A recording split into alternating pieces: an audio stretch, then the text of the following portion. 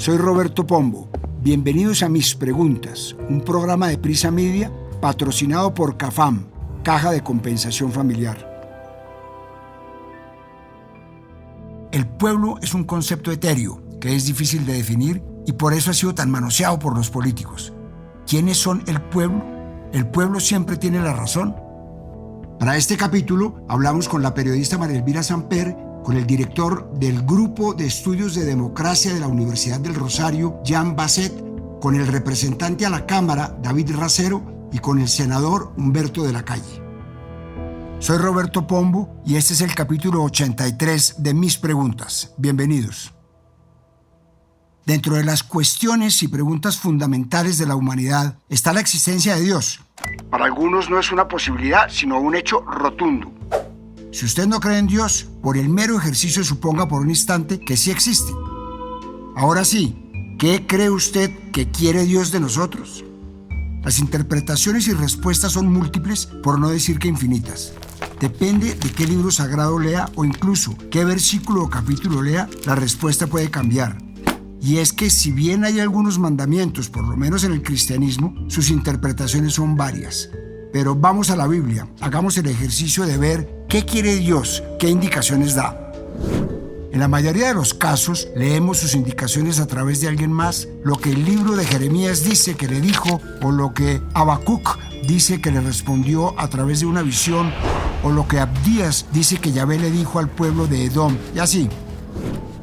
Pensemos por un momento el Shabbat, día en el que Dios manda al humano a tener reposo y santificarlo.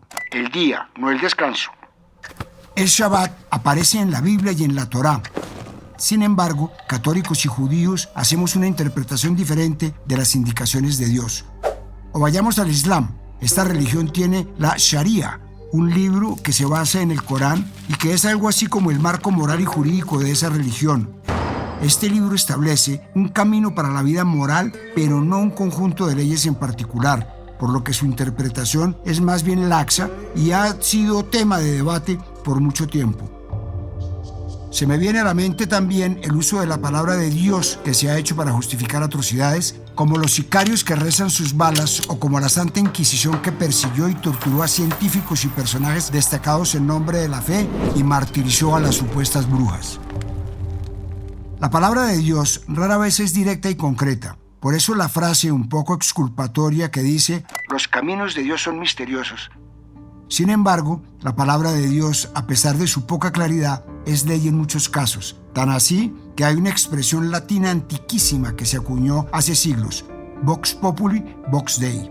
La voz del pueblo es la voz de Dios, para referirnos a un mandato sagrado. Con esa base han crecido los sistemas políticos o por lo menos las democracias, el sistema más popular, o por lo menos en el papel, en casi todos los países del mundo.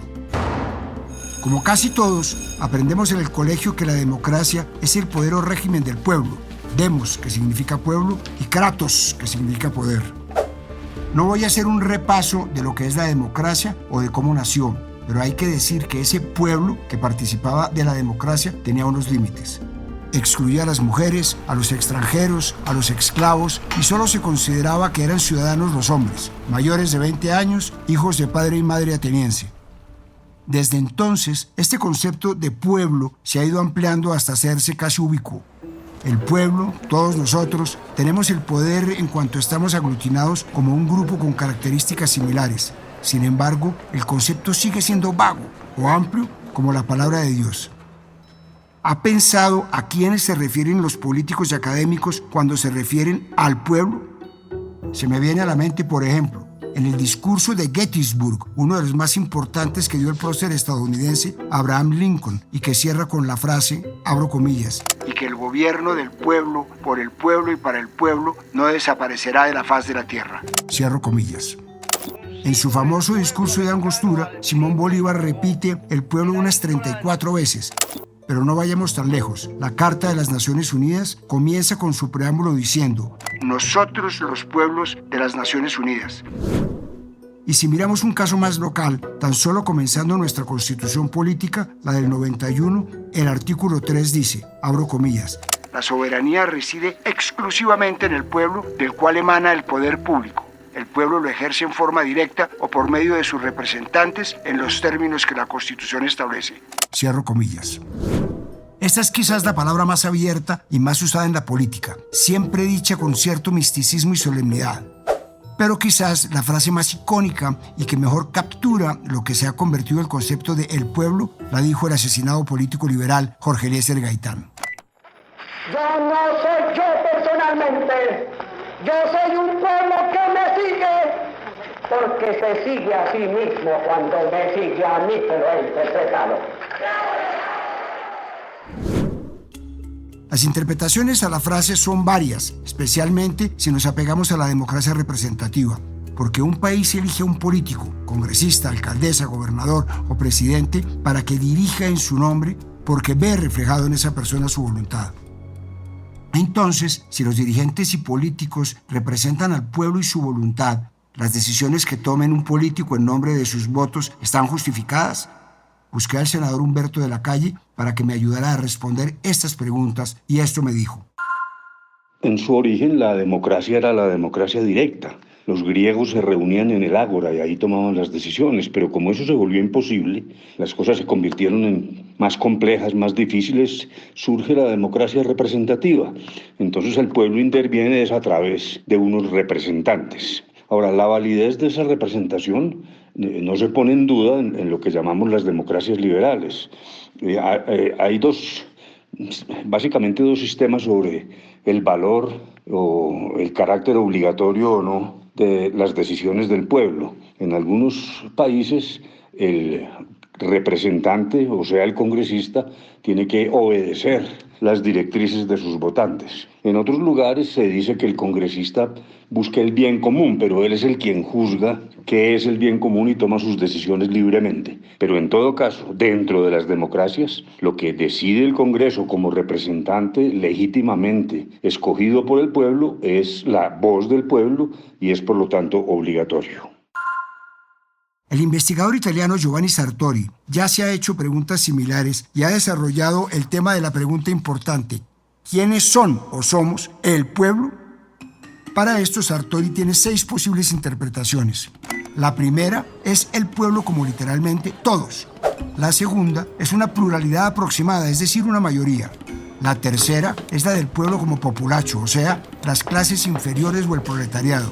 La cuarta es una totalidad orgánica e indivisible. La quinta es el pueblo como mayoría absoluta y la sexta es como mayoría moderada. La respuesta a la pregunta depende de a quién se le pregunte, especialmente tratándose de políticos. Como decía antes, ya que muchos países vivimos en democracia y es el pueblo el que elige a sus gobernantes, muchos mandatarios escogen creer que entonces el pueblo es la gente que los eligió, sus votantes. Quienes conforman ese pueblo ha cambiado, porque quienes votaban antes eran hombres mayores de 21 años, con propiedades y casados, y el grupo se fue abriendo a las personas esclavizadas, analfabetas y de escasos recursos, al igual que las mujeres. Hasta llegar al día de hoy, cuando excepto extranjeros no nacionalizados, menores de edad, personas recluidas o militares, todos pueden votar. Este grupo de personas es el que el economista Joseph Schumpeter consideraba el pueblo, aquellos que tienen derecho a voto y que de facto gobiernan.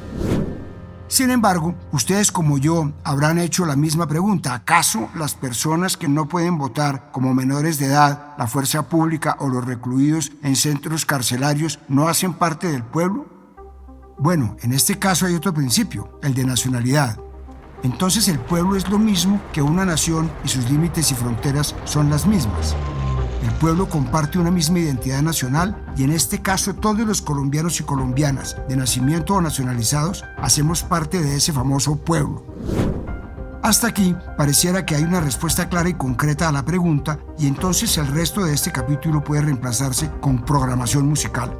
El pueblo somos todos los colombianos o los habitantes de cada nación. Pero ojalá todo fuera tan sencillo. En la política, incluso en las democracias, el pueblo cambia de acuerdo a los intereses de quien tenga el poder y de esto se me ocurren varios ejemplos. Vamos al año 2016. Donald Trump, en un discurso de campaña para su reelección, dijo, abro comillas, «Lo único importante es la unificación del pueblo, porque los demás no significan nada». Cierro comillas. ¿A quién se refería Trump con esos demás? La respuesta es simple: quienes no votaron por él, los inmigrantes sin documentos y los afroamericanos. Entonces, en contraposición al pueblo, al demos, se crea un nuevo bando, una sombra dentro de la misma nación. Nosotros, el pueblo, contra ustedes. Y eso no es algo nuevo, ni mucho menos. Crear un otro es parte también de crear una identidad, un nosotros. Y su rival en la campaña no se quedó atrás. La candidata demócrata Hillary Clinton hizo unas declaraciones bastante desobligantes sobre los seguidores de Trump al decir que se podían meter a la mitad de ellos en una canasta de deplorables. You know, to just be grossly generalistic, you could put half of Trump supporters into what I call the basket of deplorables. Esto lo explica mejor el escritor y ensayista español Jesús Ferrero en un texto suyo cuando dice que los pueblos tienden a excluir y forma parte de su materia.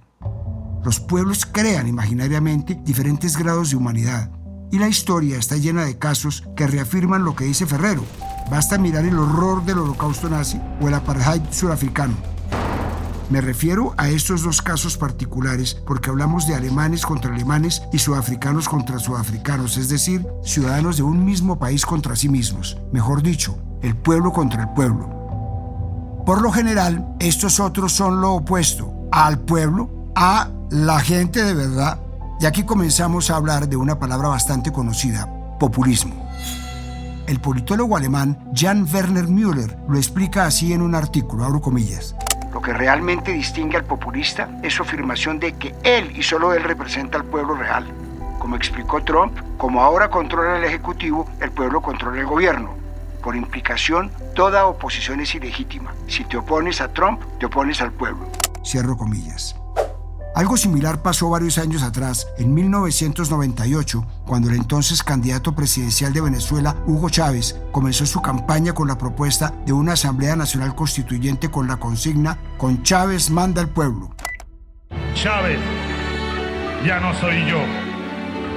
Chávez es un pueblo.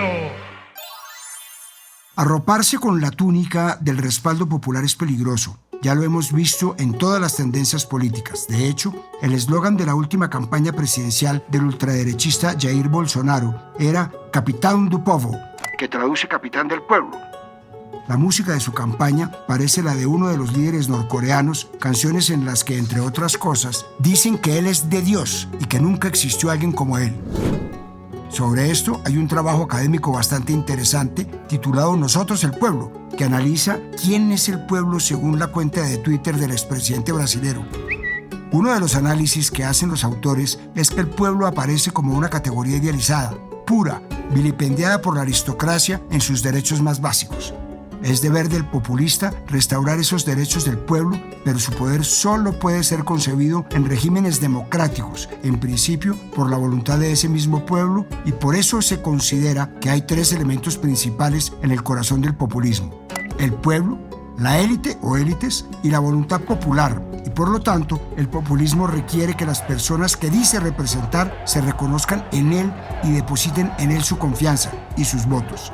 Y esa convicción implica, a través de la comunicación, que ese movimiento se establece con lo que identifica como el pueblo verdadero o el pueblo común, o sea, la ciudadanía compuesta por los excluidos, los oprimidos y los olvidados. Sin embargo, la tendencia a adueñarse de la representación total del pueblo termina por generar más división que unidad. Sobre esto escribió una columna reciente el escritor Juan Esteban Constaín, en la que se pregunta ¿quién es el dueño de esa fuerza popular? ¿Quién la define? Y responde él mismo que es difícil decirlo, abro comillas, porque el fascismo consiste también en eso, en que un movimiento se atribuya a la brava la potestad de señalar, a partir de sus ideas y prejuicios, cuáles son los alcances del concepto del pueblo y quiénes están excluidos de él, lo cual es una contradicción política y moral, porque la esencia del pueblo, su premisa, es que todos estamos allí. Cierro comillas. Le trasladé a la periodista María Elvira Samper la pregunta: ¿cómo le ha servido el concepto de pueblo a los populismos? Esto me dijo.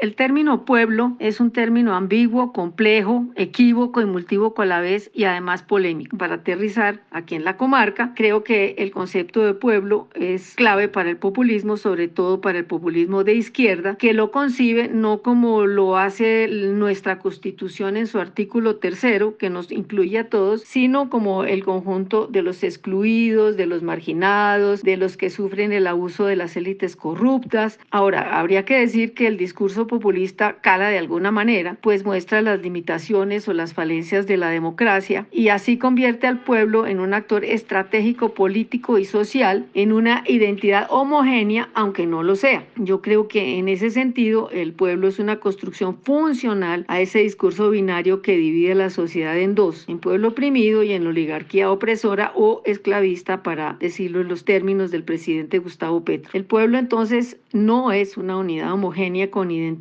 compartida, es heterogéneo y cambiante, y por eso creo que nadie puede apropiarse de su representación, que es lo que hace el líder populista, que por ahí derecho desconoce las restricciones institucionales, lo cual es la puerta de entrada del autoritarismo y muchas veces de la dictadura. El pueblo le sirve al líder populista para manipular e instrumentalizar, pero también para excluir y para desconocer las instituciones y evadir los mecanismos de rendición de cuentas. Así que el término pueblo es funcional a muchas ideologías y a muchos líderes, bien sea de izquierda o derecha, pero especialmente a los de izquierda, como hemos visto en América Latina. Y para más ejemplos, pues está Correa, está Chávez, está Maduro, está Lula, está Evo Morales, en fin, ejemplos sobran.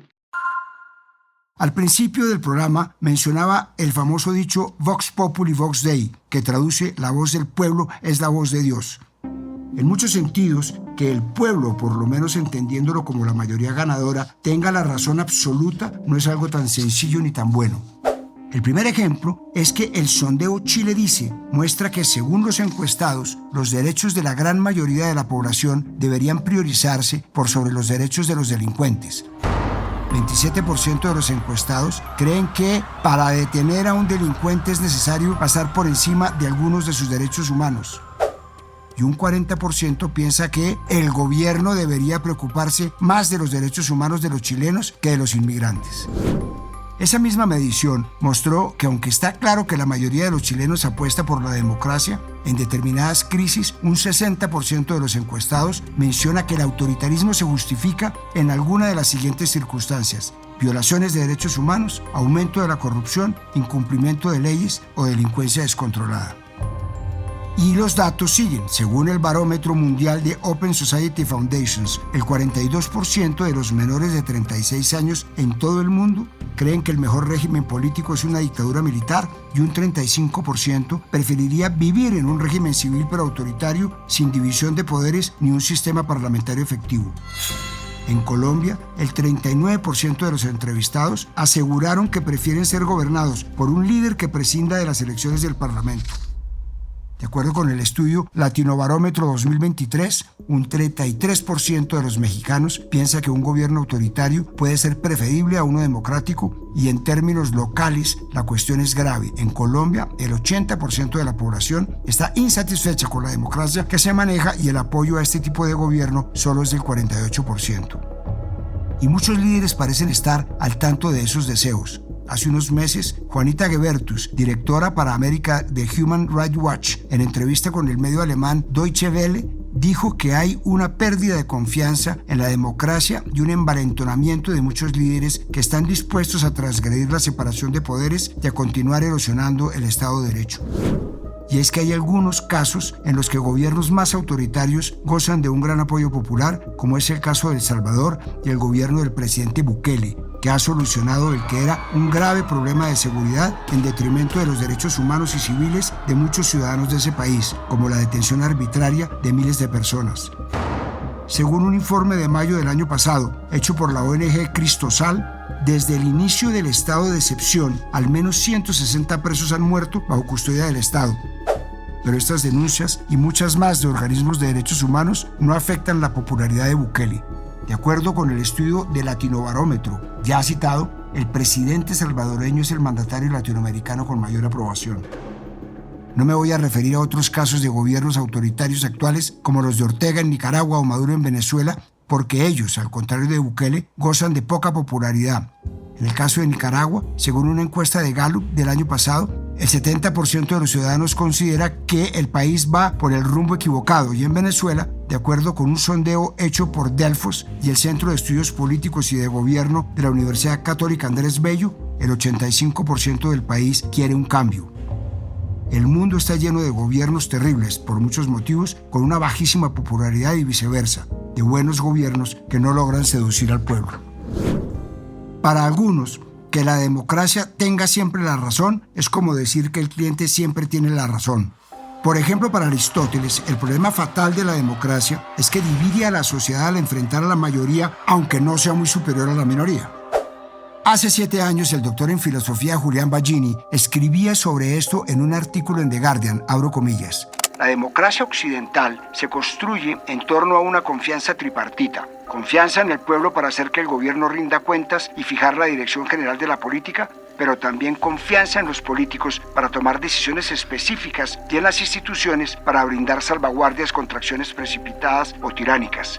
Lo que estamos viendo en todo el mundo occidental es que los dos últimos pilares están siendo derribados, dejando toda la confianza reposando en la gente. Cierro comillas. Según Baggini, la democracia nos ha sido útil porque no es la democracia tal como la concebían los antiguos griegos. Para él, lo que llamamos democracia es en realidad un sistema de gobierno representativo que deja la mayoría de las decisiones importantes a los líderes electos. En este punto, no puedo dejar de pensar, sí, otra vez, en el referendo por la paz. Ganó el no.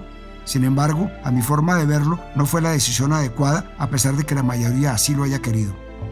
Finalmente, de eso se trata la democracia, de creer y respetar la voz del pueblo. En este punto me pregunto, ¿entonces el pueblo siempre tiene la razón? Le trasladé la inquietud al director del Grupo de Estudios de Democracia de la Universidad del Rosario, el profesor Jean Basset. Bueno, la democracia es un régimen que se fundamenta sobre el principio de soberanía popular, que no significa exactamente que el pueblo siempre tiene la razón. De hecho, no tiene mucho sentido presentarlo así, pero sí significa que todas las acciones del gobierno en una democracia tienen que ser justificadas en función de la voluntad del pueblo, de sus intereses, de sus necesidades. Lo que pasa es que no tenemos un método absolutamente certero para determinar de una vez por todas cuál es esta voluntad del pueblo, y en realidad tenemos un debate de nunca acabar en una democracia sobre realmente cuál es la voluntad del pueblo, cuáles son sus necesidades. Incluso un debate sobre qué es exactamente el pueblo, si es todo el mundo, si es la mayoría, si son los sectores populares, por eso pueblo, si son los nacionales a diferencia de los extranjeros, etcétera, etcétera.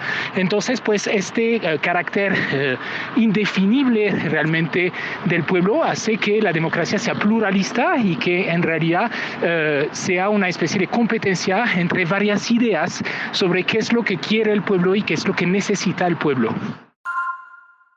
El presidente Petro, en muchas ocasiones, no se ha resistido a la tentación caudillista de sentirse el ungido por el pueblo.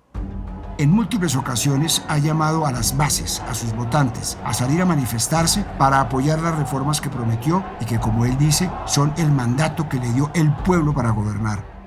Varias veces ha repetido que las aproximadamente 11 millones de personas que votaron por él en segunda vuelta son el pueblo y quienes no lo apoyan son la oligarquía o simplemente la derecha. Adrián Restrepo es doctor en Ciencias Sociales y docente en el Instituto de Estudios Políticos de la Universidad de Antioquia y escribió un texto que se pregunta cuál es el pueblo al que se refiere el presidente y entre otras cosas dice, abro comillas, el líder, el presidente, tiene que definir el adversario o incluso el enemigo del pueblo, el antipueblo. Para esto utiliza denominaciones amplias como la oligarquía, los grupos dominantes, el establecimiento y otras que permiten al líder cobijar con ellas a quienes él considere opositores. Igualmente, el líder, el presidente, tiene que definir al adversario o incluso el enemigo del pueblo. Cierro comillas. El pueblo que invoca constantemente el presidente son los pobres y los excluidos del país. Sin embargo, creer que todos los pobres y excluidos del país lo apoyan es tan reduccionista como pensar que todas las personas con dinero o de clases más acomodadas son derechistas, conservadores acérrimos. A ese pueblo suyo que dice representar, el presidente Petro hizo referencia hace algunas semanas cuando lanzó un globo sobre una posible constituyente. Colombia no se tiene que arrodillar. El triunfo popular del 2002 se respeta y la Asamblea Nacional Constituyente debe transformar las instituciones. El voto popular del que habla constantemente el presidente Petro y con el que cuenta siempre son esos más de 11 millones que ya mencionamos. En otras ocasiones ha argumentado, por ejemplo, que, abro comillas, es por eso que la Constitución del 91, hecha por una constituyente, en su primer artículo dice que la fuente de soberanía es el pueblo. Y por eso la estrofa del himno nacional, que cantamos todos los días, dice que es el pueblo el soberano. Cierro comillas. Y también recientemente la OEA publicó un comunicado solicitando respetar el mandato del presidente y dijo en su cuenta de X, abro comillas, lo que han intentado explícitamente sectores ajenos a la Corte Suprema de Justicia y ligados con el narcotráfico y la corrupción es no permitir el mandato que el pueblo otorgó por voto popular. Así que la ciudadanía tiene todo el derecho de organizarse democrática y pacíficamente. Cierro comillas. Y claro, en este caso el presidente tiene toda la razón. Sin embargo, no deja de causarme inquietud quién es el pueblo al que se refiere el presidente Petro. Le trasladé la pregunta al representante a la Cámara, David Racero, y esto me dijo. La categoría pueblo tiene 3 elementos fundamentales. El primero, más importante, tiene que ver con la autoconciencia de aquellos y aquellas que se diferencian políticamente del reducido grupo que ha ostentado el poder político y económico. Lo que en el pasado Gaitán hablaba de oligarquía, liberal y conservadora, pero oligarquía. Y el pueblo se construyó con la noción de ser los contrarios a esa oligarquía. Hoy se retoma de nuevo esa idea. Pueblo es aquellos que son diferentes a los mismos de siempre que han secuestrado el Estado. La segunda visión tiene que ver con una unicidad desde lo plural, es un singular plural, es la masa unificada desde la diversidad. Pueblos son las grandes mayorías que se unen desde sus diferencias en función de una causa, en función justamente de contraponerse a la oligarquía. Es multitud. Y tercero, tiene que ver con la capacidad de agencia. El pueblo solo es pueblo en tanto que es capaz de moverse, de movilizarse, de accionar. Si es un pueblo que no se mueve, que no actúa, carece completamente de sentido. Concluiré con una obviedad. No hay un consenso de quién o quiénes son el pueblo. La respuesta cambiará dependiendo de a quién le pregunte uno. El pueblo somos todos los colombianos, el pueblo son quienes apoyan al gobierno de turno, el pueblo son quienes tienen derechos o el pueblo son ciertas clases, el proletariado o los más ilustrados. Pero sí hay una conclusión a la que podemos llegar y es que al igual que la palabra de Dios, el concepto del pueblo ha sido manoseado por todos para su conveniencia. Yo me quedo con que el pueblo somos todos los colombianos y los políticos que nos representan tienen la tarea de trabajar para todos, sin distingo de partidos políticos o pensamiento. Soy Roberto Pombo y este fue el capítulo 83 de Mis Preguntas. Nos vemos en el próximo capítulo. A partir de este momento, este capítulo de Mis Preguntas queda disponible en todas las plataformas de podcast. Este episodio fue posible gracias a CAFAM, Caja de Compensación Familiar. Dirección, Roberto Pombo. Producción general, Juan Abel Gutiérrez. Asesor editorial, Daniel Sampero Espina. Guiones, Juan Abel Gutiérrez y Johnny Rodríguez. Producción de campo, Marcela Salazar y Lucía Beltrán. Postproducción de audio, Carlos Bernal.